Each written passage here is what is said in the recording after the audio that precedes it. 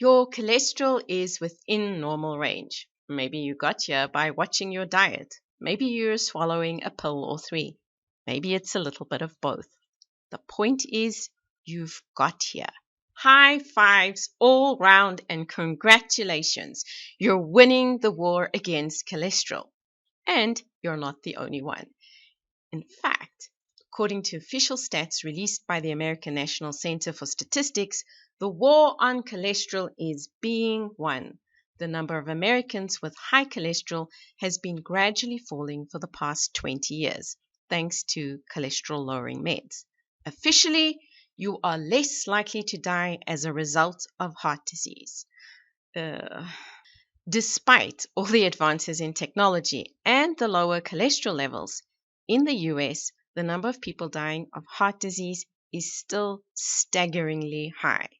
This is a bit of a disconnect, and Robert Dubroff and Marianne Damancy pointed this out in an opinion piece which recently appeared in the journal Preventive Medicine. They shared this figure. Now, the orange line documents the fall in cholesterol levels over the last 20 years, and the blue line documents the deaths from heart disease. You can see initially heart deaths fell. They even fell a little faster than the cholesterol numbers. This probably reflects improvements in medical care and technology, which allowed more people to survive a major cardiovascular event. But that downward trajectory didn't last.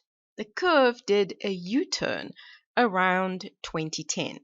Despite the cholesterol numbers continuing their downward trajectory, heart deaths increased, with a big spike at the tail end. The spike at the end is related to COVID.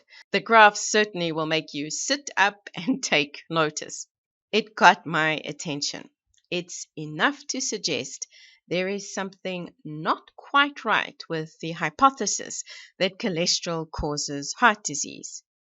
But it's not a good graph, because the graph is a very simplistic representation of complex data. So I did a little more digging to see if the story still rings true when you actually compare apples with apples. And I found this graph.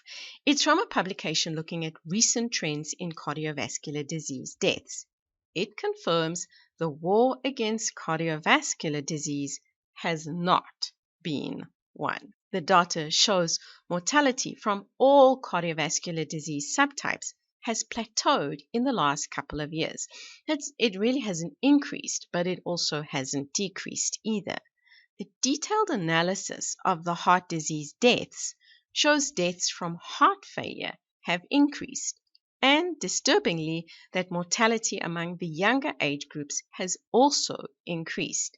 Now, these authors speculate that the rise in obesity is the reason for this, and they're probably right. But fat cells are not directly to blame for the problem either. These findings put a big question mark on the emphasis of lowering cholesterol to prevent heart disease. In fact, it confirms that it's time to put the cholesterol hypothesis of heart disease to rest. High LDL cholesterol does not clog up blood vessels per se. Yes, it's often higher than ideal when you have cardiovascular health issues, but its presence is a sign of trouble, not the cause of trouble. So the obsession with lowering LDL cholesterol is not the solution. In fact, in some cases, it might be counterproductive because cholesterol is needed and necessary. To win the war against heart disease, we need to be tackling the root cause. And for most people, the driver is insulin resistance.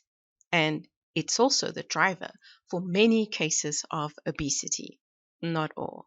Now, what exactly insulin resistance is still up for debate.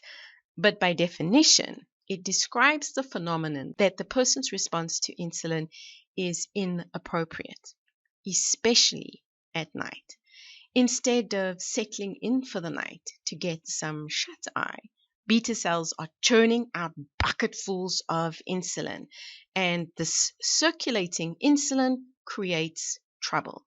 It's this insulin that keeps cholesterol production on 24/7. So, if you've got high cholesterol levels, you need to know whether you are insulin resistant.